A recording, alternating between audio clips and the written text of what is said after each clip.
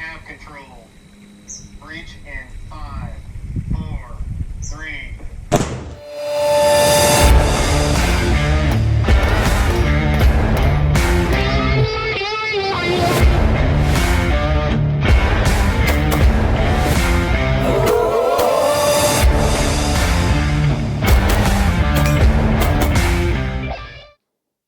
What's up, guys? I'm Uncle Freedom, coming to you on another glorious and well-deserved day off, and today we're going to look at the final installment of the Minuteman Marksman's Rifle, and that is the ancillary equipment that you need to do this at an effective and efficient level. If you're looking to support the channel, take a look down in the description box below where all of the affiliates of the channel exist. People like Dark Angel Medical, Dry Fire Mag, a company you're going to hear mentioned a lot in this video, Cuddle Bag, and a new one added to the group, Primary Arms. Welcome aboard, guys.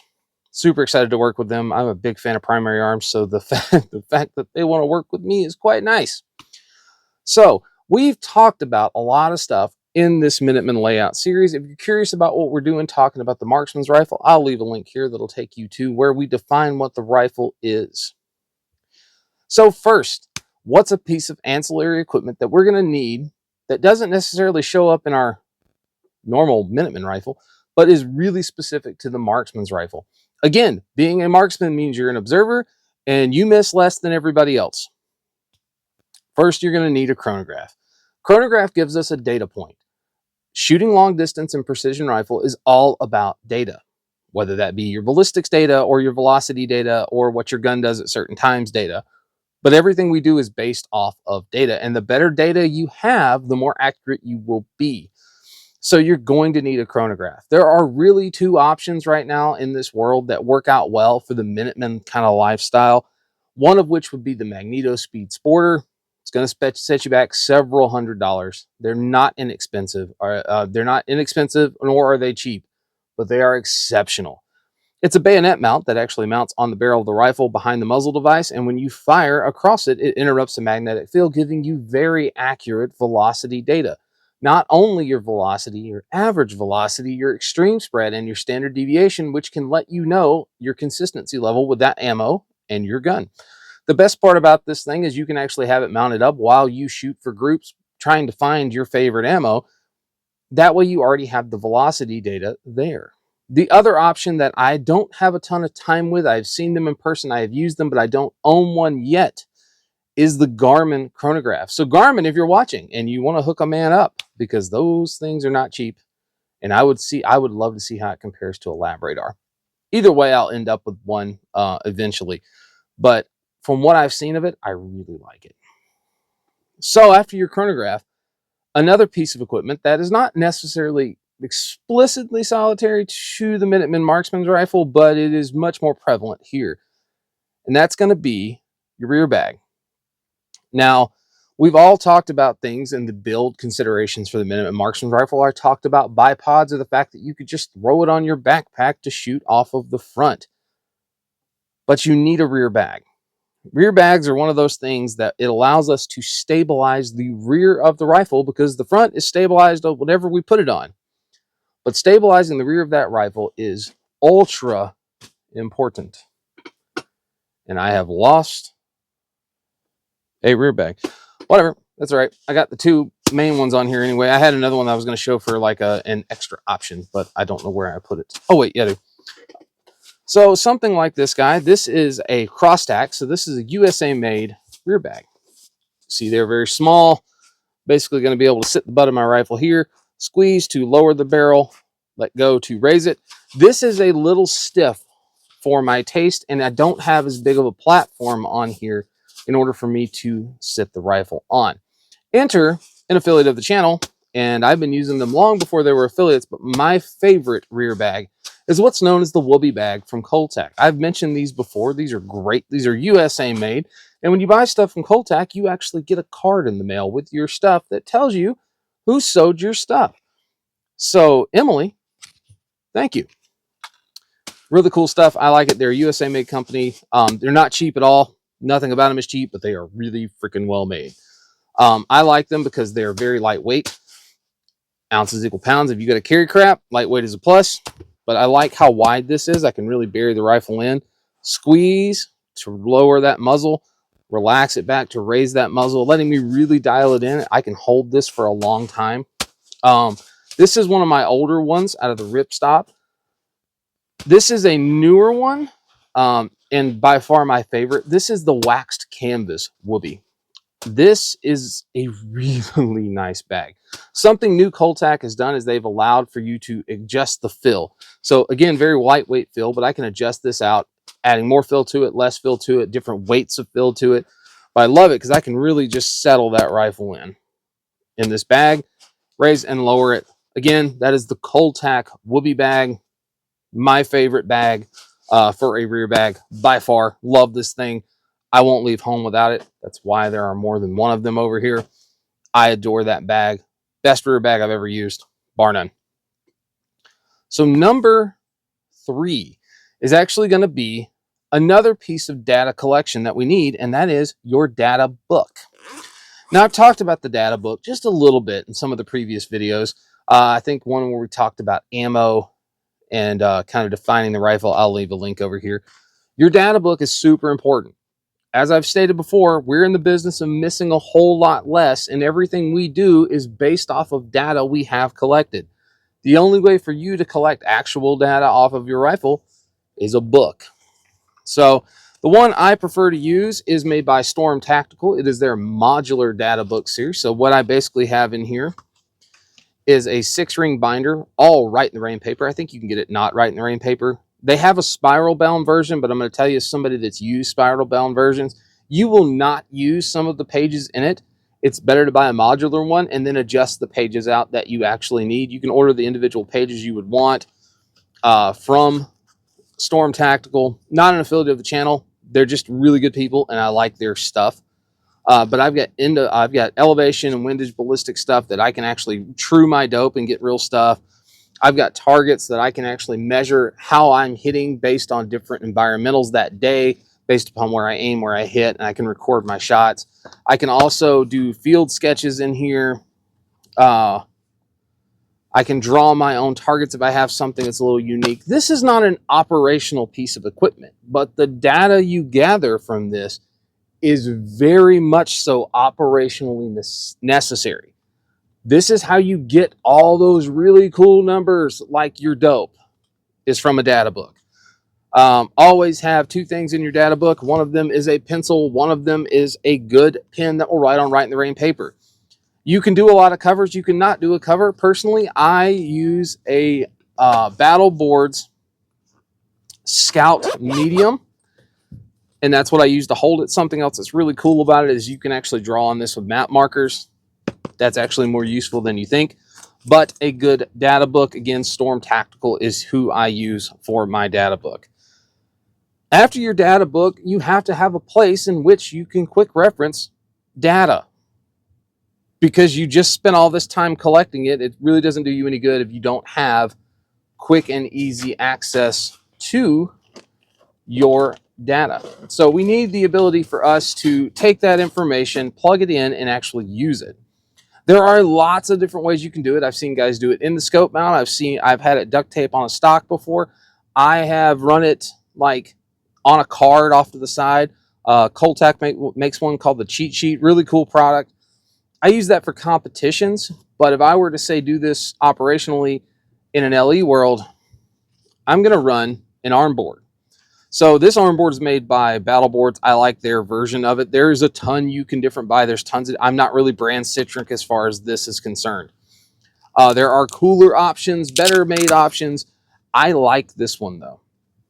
So what I have here is I have a card pocket here in order for me to store more of the index cards I would need, a small pin loop, and then right here, right in the rain, 3x5 index card, or underneath it, I have another one of those polycarbonate sheets on the top, so I can draw on this with map markers, which is really useful because as we're changing and adjusting stuff, especially if we have a layout that we're doing, having that ability, I like to run gridded ones underneath it.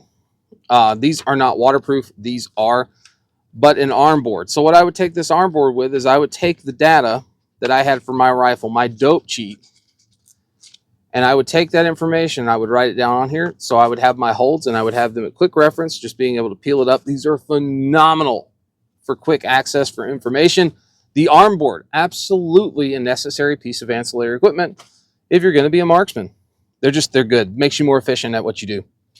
Next up is going to be a wind meter. Now, specifically with a wind meter, I am not referring to one of these. This is one, I don't remember where I got this thing, but I've had it a while.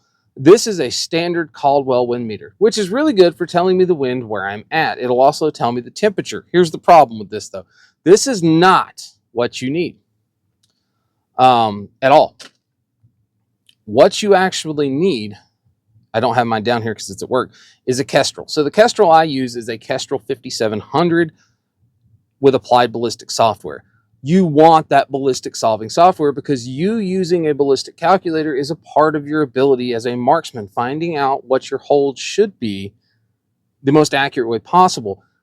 Part of the data we have to put into our ballistic solution is going to be things like your station pressure, which is the barometric pressure at the altitude at which you are.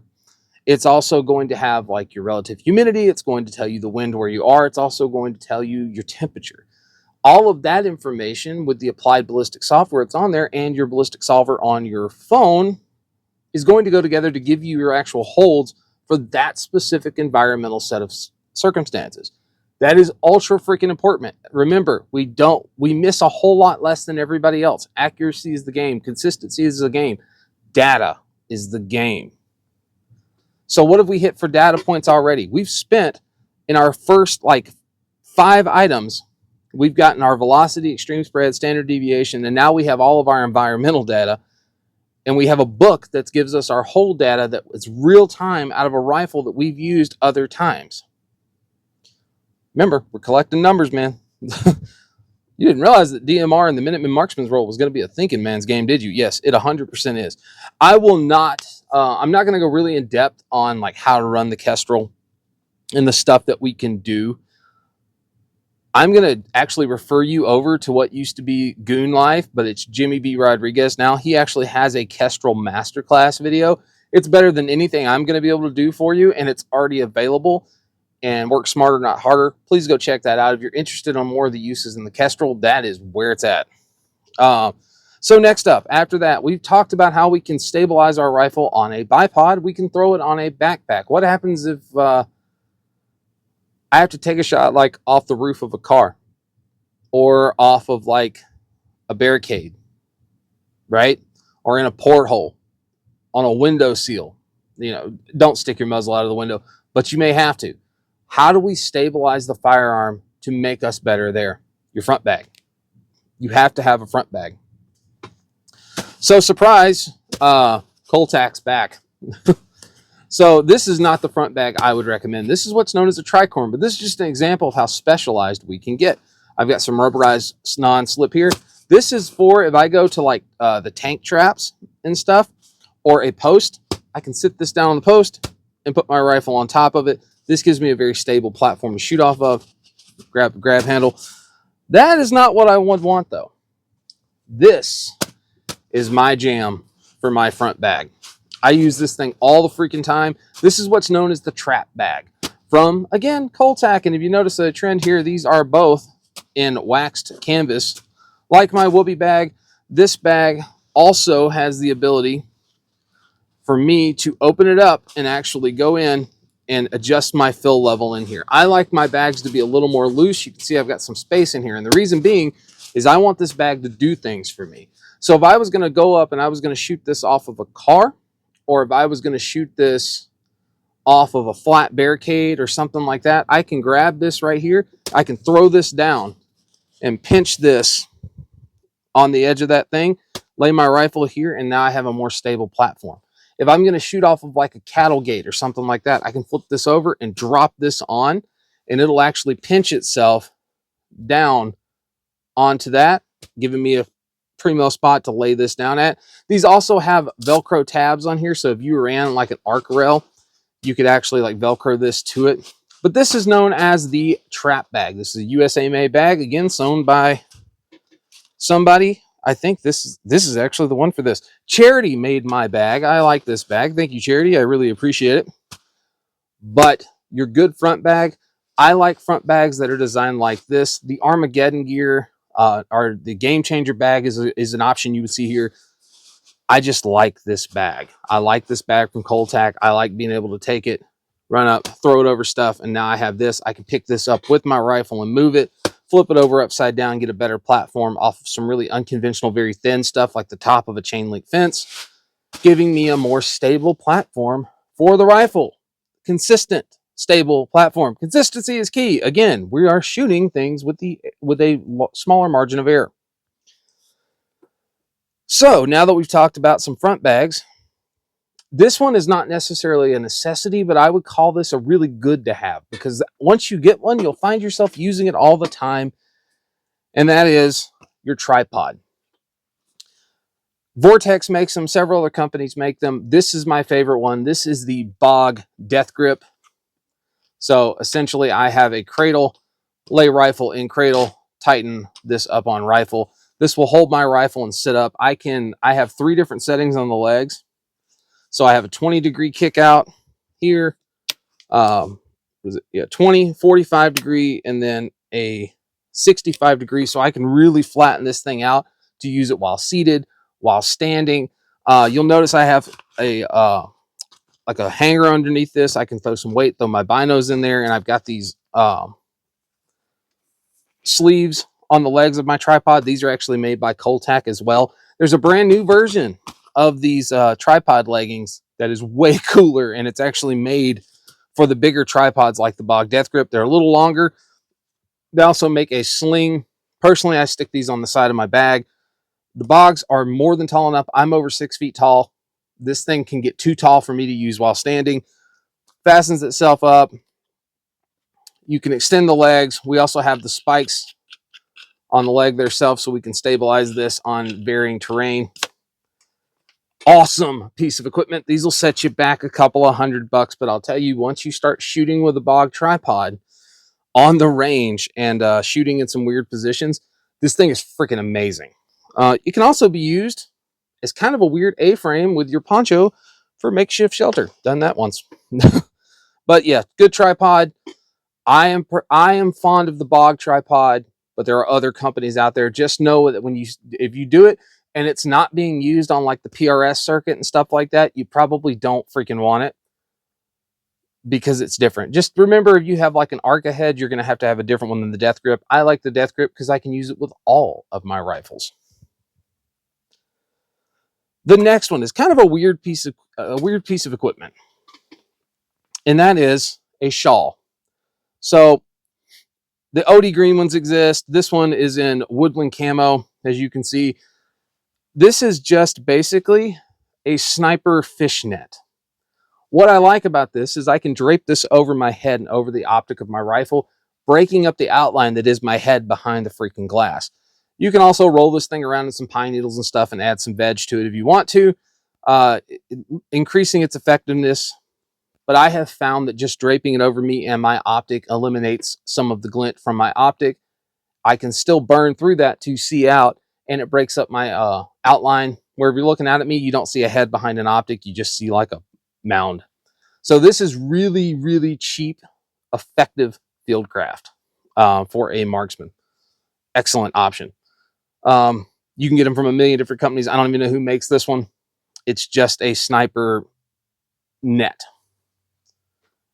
Really cheap piece of kit that you can just throw in your bag and you've got it.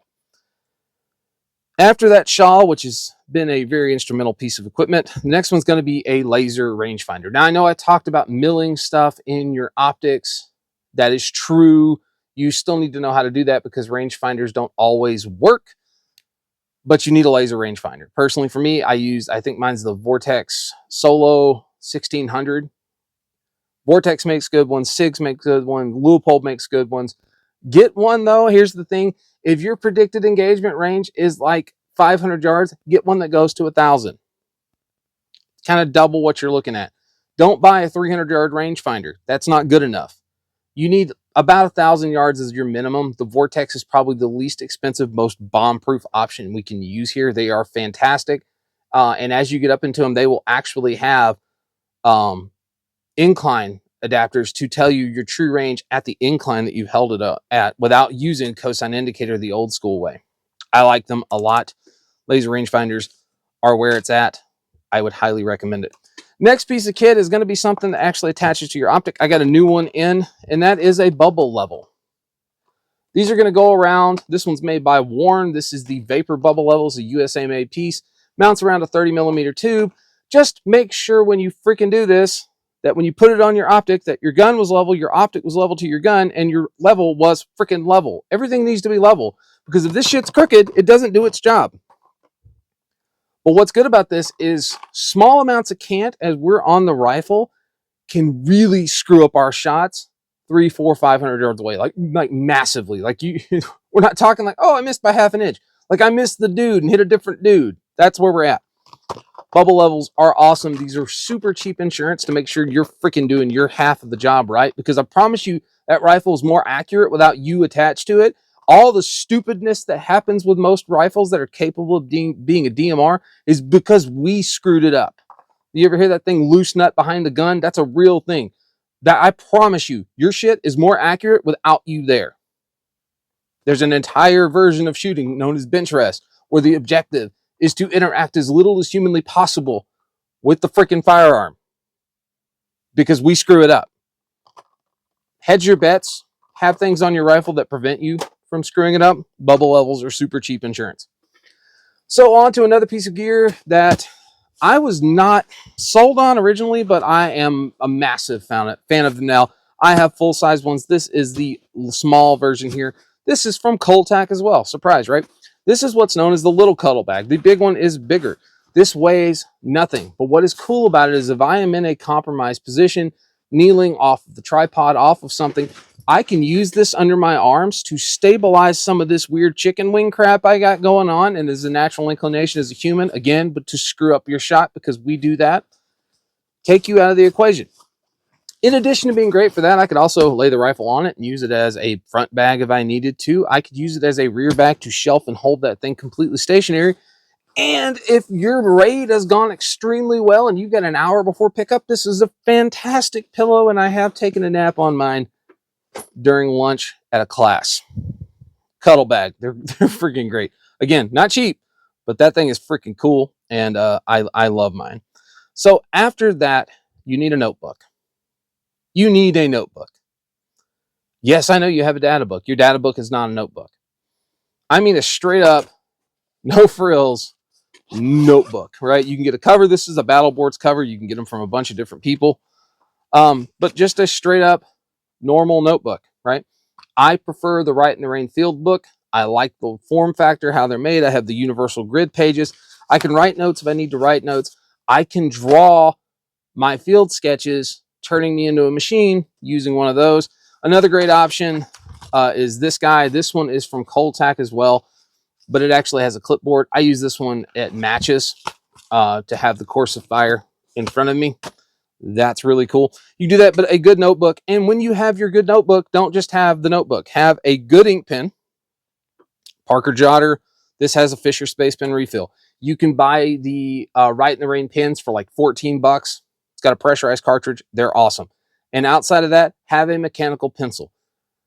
I do not use 0.5 millimeter mechanical pencils in this world. I like thicker. Right in the Rain has some 1.3 millimeter pencils that are excellent for this world. You can also, I use a lot of 0.7. 0.7's pretty much become my jam. These guys, the Pentel P207s, if I'm going to do a smaller lead mechanical pencil, they are fantastic. And to go along with your notebook, something like this. So this would be a sniper's stencil. There are two different versions of it. This one allows me to draw humanoid targets, stuff like that for my thing. But what's really useful for me is the ellipses and like the squares and stuff, because that enables me when I'm doing my field sketches. You're going to see one in just a second, but a good sniper stencil is really good. These are very inexpensive. You find them pretty much, you just Google it. After that, you need a calculator, not a big Texas Instruments gigantic monstrosity that you use to fail algebra like 4 times in high school. I mean like a very small calculator like this big, because regardless of how freaking good your math skills are, and how awesome you are with pen and paper, you're going to get tired, and the ability to do weird math as you range stuff out in your milling reticle is going to go downhill quick. Have a basic calculator. It's very basic equations. We're timesing a number times a number and then dividing it by what we read in the scope. Get a cheap calculator. Keep it in your bag. Solar power works fine. It's just going to be faster than you. So now after that, something else we can use. This is mainly for training, not something that's really operational, but a good shooting mat. These make a lot of difference if you're going to spend 8 or so hours on a range trying to perfect your craft. It's going to keep you from getting chewed up, jacked up, and filthy. This is a Midway compact. Coltac has a really amazing one that I prefer for my law enforcement side of stuff. It's attached to my sniper weapon system bag. That thing's awesome. You can get the big bulky ones. I had the big bulky Midway competition mats that are super comfortable to be on for several hours as you're shooting. But something like this, something very small, it's got a little bit of foam under your elbows and under your chest and stuff, goes a long way to helping you be more comfortable as you lay down for a long time. This is not something that would typically be fielded operationally unless you got some time to set up. So I talked about your data and why we need it. I've talked about your data book and why you need it. I've talked about something known as a field sketch with your notebook. Now I'm going to show you why. So ignore all the holes in this guy. This is an IPSC target. Yay, you're smart. This is kind of a mock-up of a field sketch. I basically have my area of operation I see, and you'll see down here there's an emblem that stands for sniper, but basically where you are, you're in front of a secured area. This would be a layout of what I would look at in front of me. LPOP, my shooting position. I have a car here. That car is 50 yards away from me, or meters, whatever. So I'm going to do that, and I'm going to use my ballistic calculator and all that information I've got to draw up my dope. So this is going to be a 0.1 mil drop because we're shooting below my 0. 75 is going to be plus 0.1 because it's actually going to be a little high, but once I get out to 100, that's my 0. So I have a Z for my 0. I know where my 0 is. This is anticipating that we are going to be doing rapid engagements with quick follow-ups while using the Christmas tree reticle in our optic for holds in space and not dialing for every shot. So this is where you stage to make yourself successful. So I've got all the way out here, my maximum engagement would be a 600-yard building in this case. You'll see here I have a round thing. That would be my tree at 225 yards. This is an arrow pointing this way with an N, so north would be that way. I would be on the west side of the field shooting east. So I have a building or something here at 100. I have a random tree-looking thing here at 300. I have a broke wall at 200, another small structure of some kind at 500, and a building at 425. If I draw these out on my sketchbook, what I'm going to do is I'm going to figure out my range, either with my laser rangefinder, which is your most available option, or I'm going to do the best I can while milling things in my optic. I'm going to label my distances, and then I'm going to notate my dead space. If I'm here and this tree is here, I can't see crap behind that tree. That's dead space. That's bad for me. I need to pay attention to dead space. Dead space behind this building. Dead space behind this building. I'm going to assume I'm elevated because it wouldn't do you any good to be at ground level. So I can probably see over these small things. Dead space I need to watch. What I'm going to do though is I'm going to range these out and I'm going to use my ballistic calculator to determine what my hold would be at every distance. And I'm going to have it notated on my field sketch. So right here at 225 yards, I'm going to know that I need a 0.6 mil hold to hit that target. I'm going to know at 300 I need a 0.12 mil hold. I'm going to know at 425 I need a 2.1 mil hold. At 600 I need a 3.6 mil hold. At 500 a 2.7 mil hold. If I know what those holds are before anything happens, because I took the time to set this up properly when I had downtime instead of just dicking off and eating an MRE, I set myself up for success. Because here I am on Overwatch and all these people behind me are counting on me to not let them die because I'm too stupid to do my job ahead of time. So I'm going to have this set up. I'm going to be ready to go. I'm going to have these targets, these points designated by something in my thing. If I'm working with a teammate on that roof, it will be a numbering system and we will call number and whatever the target we're going to shoot is. So you would hear something like, let's just say this is target 3. You say 3, red jacket. We're going to hit the target at 3 at red jacket. I know that target 3 is at 375 yards. I know I need a 1.7 mil hold, and I'm going to shoot it. I also notated on here, for those of you that wonder what some of these things are, a 1.7 mil hold at 375 yards for the rifle round I have done would be 23.1 inches of drop. You will see here that I have notated it's Mark 262 doing 2,770 feet per second out of a barrel. Again, that velocity, super important number. I am going to need good velocity data, my ballistic calculator, my rangefinder, and all of my environmental data, which we had because we had a Kestrel and we have station pressure, relative humidity, all of that fun stuff, and temperature. I have all of that, and I know how the system works because I took the time with my data book before I got in the field, and I made a decent enough range. This was hasty. I think I drew this in like 3 minutes max. And I can now effectively engage like a robot because I know what my holds are for all those spots. In this situation, I would have a smaller mock-up of this done in my arm board, or I would simply have the number with my hold. And if I'm sitting there and I see a guy out at target 7, well, my 7 hold is 3.6 mils. I'm going to come up 3.6 mils and send it. Turn yourself into a robot. But the only way you get good at this is time in the dirt, lots and lots of practice. And don't be afraid to draw this stuff up. If you get bored one day and you're at the range, or if you were smart and bought something like one of those Vortex RT binoculars that has a ranging reticle in it, if you're on lunch and you're kind of bored, you want to figure some stuff out, take your notebook out, draw your little area of operations of responsibility, your AOR, and you're going to take your little ranging reticle and range out the stuff that you know in that thing, figure out your mils using your ballistic calculator, and then literally just get in the habit of doing it. You will see the world through a much different lens. You will see it as shooting ways and the ability for you to make impactful hits that mean something. So all of the stuff, this ancillary equipment, I just showed you in a very real fundamental version how all of this stuff just became super useful for me to be better at my job. Now, those of you that have asked for it, I am going to do that reticle video where I'm going to break down some of that cool, fast math that we do behind a rifle. I'm going to show you how to put it all to good use. And I think the best way for me to do it, we're going to go out to my range, my long distance range, and I'll see if we can figure out a way to film through a really high-powered spotting scope to get you guys a lay of the land so that I can actually show you how we would set this up for real. And then maybe we'll do it practically. Like we'll set a camera up and I'll actually go out and shoot it at different target intervals, just using the holds in my optic. So there's a lot to this, guys, but once you make it to this level and you started putting in the dirt time and you have that data and you have that knowledge base and you understand how that reticle works for you, now we can just make it magic.